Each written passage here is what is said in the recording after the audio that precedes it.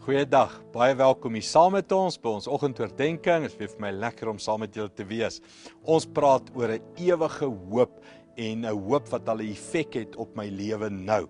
En ons is besig hier uit 1 Korintiërs 15 om te kyk na die opstanding uit die dood uit. Kom ons lees saam weer verder hier vanaf vers 20 af. Hy sê, maar nou is die werklikheid totaal anders. God het Christus uit die dood laat opstaan. Dit gee ons die waarborg dat ook die ander dooies sal opstaan.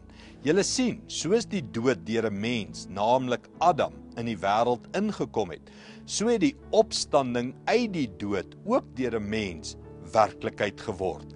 Almal van ons sterf, omdat ons almal aan Adam, die eerste mens, verbonde is.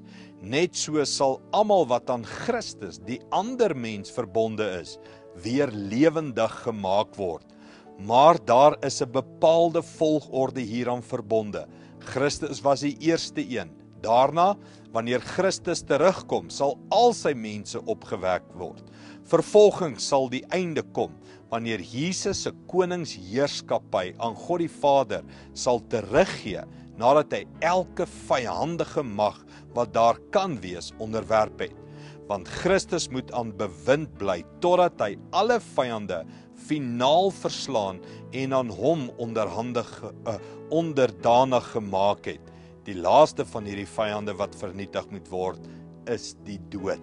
Nou is 'n lang gedeelte, maar is eintlik 'n eenvoudige gedeelte. Hy sê, Adam, die eerste mens, het die dood gebring. Christus, die tweede mens, het die ewige lewe gebring. En die vraag is, in wie glo jy? Glo jy net in hierdie wêreld aan die Adam? Ons noem dit die realiteit van die lewe. Siekte, armoede, swaar kry, harde werk, probleme, stryd, konflik, versoeking, sonde. Dis alles die eerste Adam se intog in die mensdom. Die tweede Adam, Jesus Christus, bring vergifnis, verlossing, hoop, lewe, ewige lewe. En eintlik al wat hy vra is, in wie lê jou hoop? In die tydelike Adams van hierdie wêreld, of lê jou hoop in Christus, die ewige Adam? Hy sê, as jy hoop in Christus lê, dan sal jy selfs die vyand, die dood, nie meer vrees nie. Want dan weet jy, daar's 'n lewe na die dood. So eenvoudig. Op wie hoop jy? Tydelike Adam, ewige Adam, Jesus Christus. Kom ons bid saam.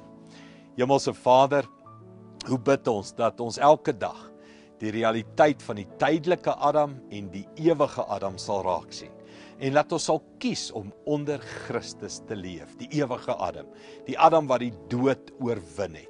Dankie daarvoor, Here. Dankie vir die liefde daarvan, Here. Dankie vir die genade daarvan, in Jesus naam. Amen. Goed gaan, sien jou weer.